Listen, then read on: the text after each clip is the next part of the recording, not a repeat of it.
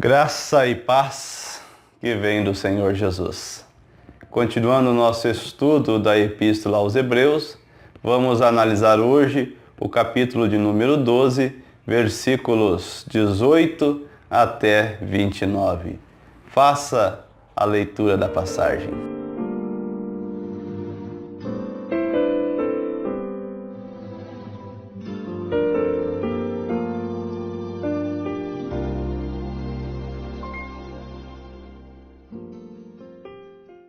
Objetivo desse estudo: como deve o cristão comportar-se diante de Deus? Entendendo esse objetivo, de que forma que nós devemos, após estarmos convencidos da graça de Deus, como nós devemos nos comportar aqui na terra, sabendo que nós estamos vivendo diante da presença de Deus e os olhos de Deus estão todos, o tempo todo, sobre nós. Como nós devemos viver? Este é o nosso objetivo.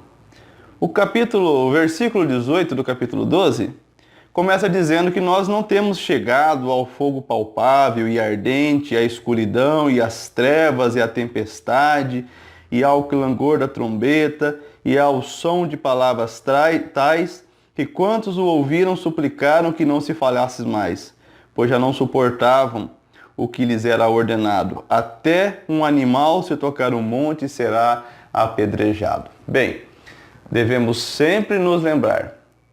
O autor, embora nós não tenhamos certeza quem é, o autor que escreveu a Epístola aos Hebreus, ele escreveu claramente, como o próprio nome da epístola diz, dirigindo-se aos hebreus, ou pessoas, de costume da lei judaica, pessoas que nasceram e que viveram debaixo desta lei, e muitos não criam no Senhor Jesus, e um outro tanto estava deixando a fé cristã para retornar ao judaísmo.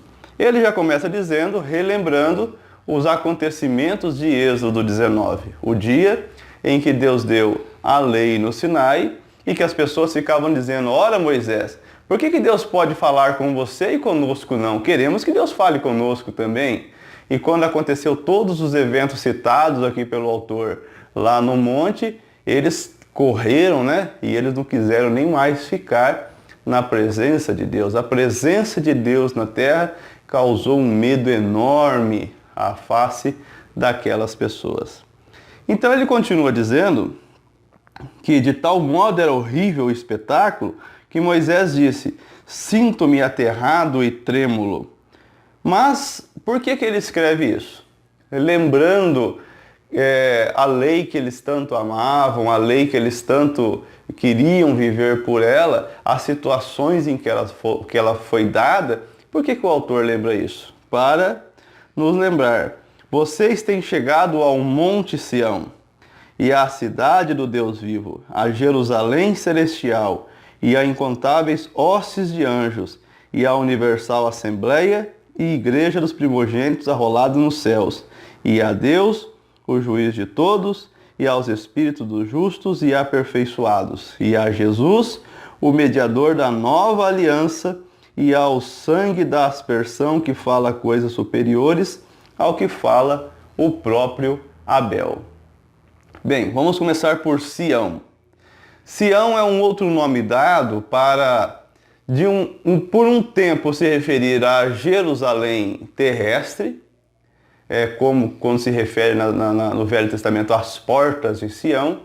Porém, Sião, ela, em alguns momentos bíblicos, ela vai nos retratar a Jerusalém celestial.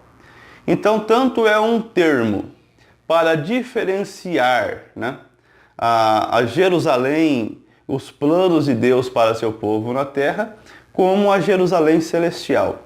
Em relação à comparação do termo Sião o próprio Monte Sinai, onde foi dado a lei, você pode ler a nossa apostila. Envie um e-mail para editoralogosdavida@hotmail.com e eu lhe envio a nossa apostila sem custo nenhum. E aí você terá mais detalhes acerca da diferenciação, né, do Sinai e de Sião. Porém, se nós compararmos que Sião já é uma antecipação da realidade futura, então temos aqui todo o sentido espiritual dela, que é aquilo que nós encontraremos no céu, né? Cidade do Deus vivo, Jerusalém celestial, incontáveis hostes de anjo, universal assembleia e igreja dos primogênitos arrolados no céu, Deus juiz de todos, Espírito dos justos aperfeiçoados, e a Jesus, e aqui lembrando Abel, devido realmente à linhagem de Jesus, que não vem de Caim, vem de Abel, um justo e um injusto, e no mundo nós vamos acabar sempre encontrando ou o justo ou o injusto, porém para Deus o justo não é aquele que faz as coisas certas. O justo é aquele que é justificado. Assim como Abel foi justificado pela sua fé, nós somos justificados pela fé no Senhor Jesus. Então o autor está antecipando, como ele antecipou aos hebreus, agora a nós, que nós não temos uma aliança de medo, mas de graça e de misericórdia que Deus nos deu, o seu perdão e a sua graça por meio do Senhor Jesus. E ele continua, tenha cuidado, porque depois de você entender que Deus te deu a graça, a misericórdia, que Deus te deu o perdão, e agora? Tenha cuidado, não recuse ao que fala. E Deus está falando com você agora, por meio da palavra dele, tá? Não é nem por meio de mim, é por meio da palavra dele. Cuidado para não recusar o que fala.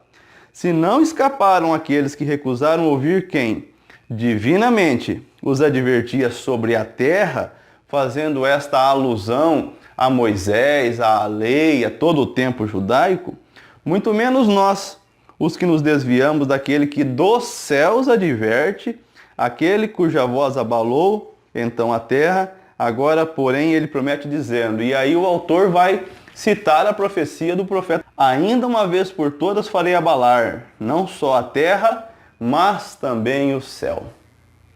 Olha só, Deus abalou a terra e o seu abalo causou temor.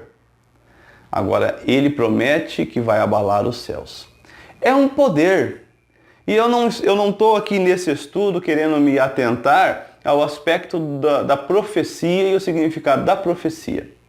O que eu quero que você entenda é o seguinte, olha o poder que Deus tem. Tudo isso para quê? Para nos levar ao arrependimento.